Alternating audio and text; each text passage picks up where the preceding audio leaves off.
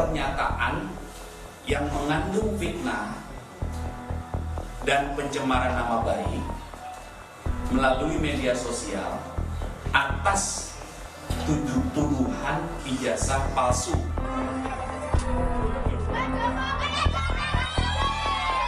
Saya masih ingat, galak sekali. Tapi sekarang saya melihat beliau sangat bijak sekali. Mengenai ijazah, saya sama sekali tidak bisa cerita. Karena saya tidak membimbing, tidak mengetahui, tidak ada prosesnya buat pembimbingnya itu Profesor Sumitro.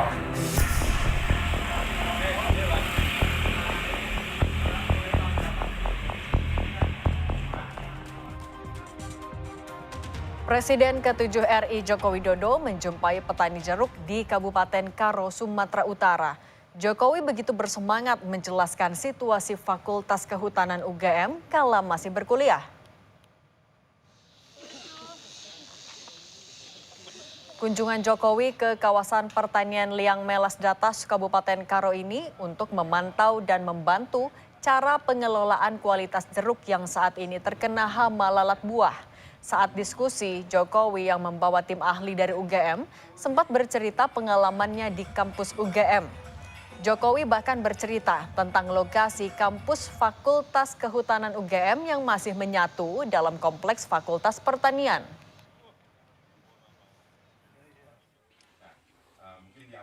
Hanya beliau dulu saya sebetulnya sebelum tahun 80 kan satu kompleks yang namanya pertanian, kehutanan, teknologi pertanian itu satu kompleks, Pak Supataya. Kemudian tahun 80-an dipisah, kehutanan sendiri, pertanian sendiri, teknologi pertanian sendiri, sendiri-sendiri. Namun di tengah kunjungannya bertemu para petani jeruk, Presiden ke-7 Joko Widodo enggan berkomentar soal pengembangan kasus tudingan ijazah palsu yang menyeret Roy Suryo CS. Jokowi memilih fokus membahas soal jeruk.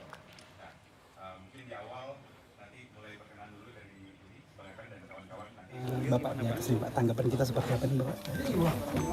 Ya, kita urusan jeruk aja.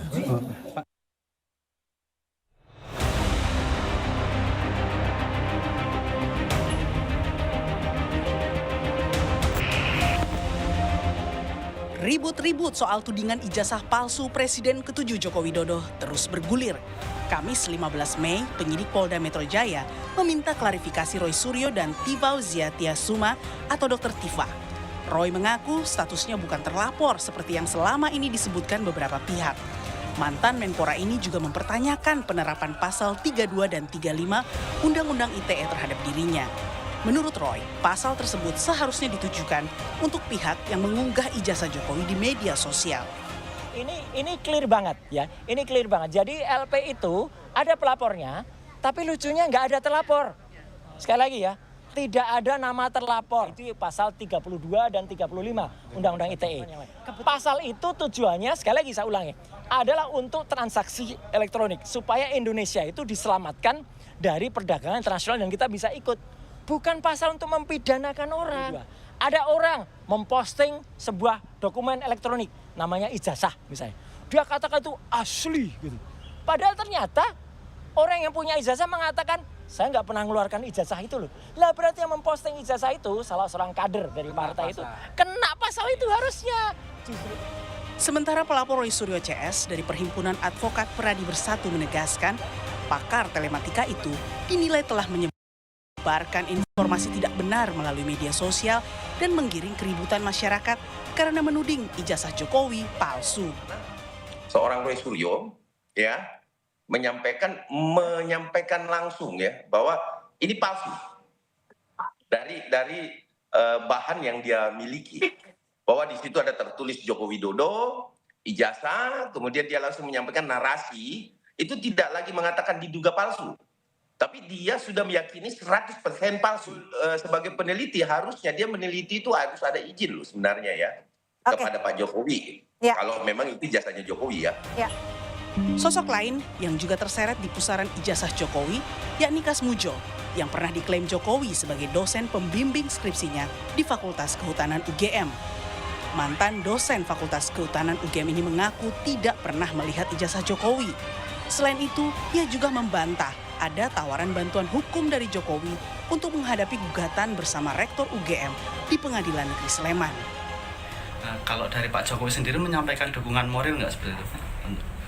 Menurut saya dari Pak Jokowi sama sekali tidak nyinggung itu. Oh, tidak nyinggung ya. Mengenai ijazah saya sama sekali tidak bisa cerita. Karena saya tidak membimbing, tidak mengetahui, tidak ada prosesnya buat pembimbingnya itu Profesor Sumitro. Dan saya sama sekali belum pernah melihat ijazahnya itu seperti apa. Dan saya mau cerita apa kalau belum sama.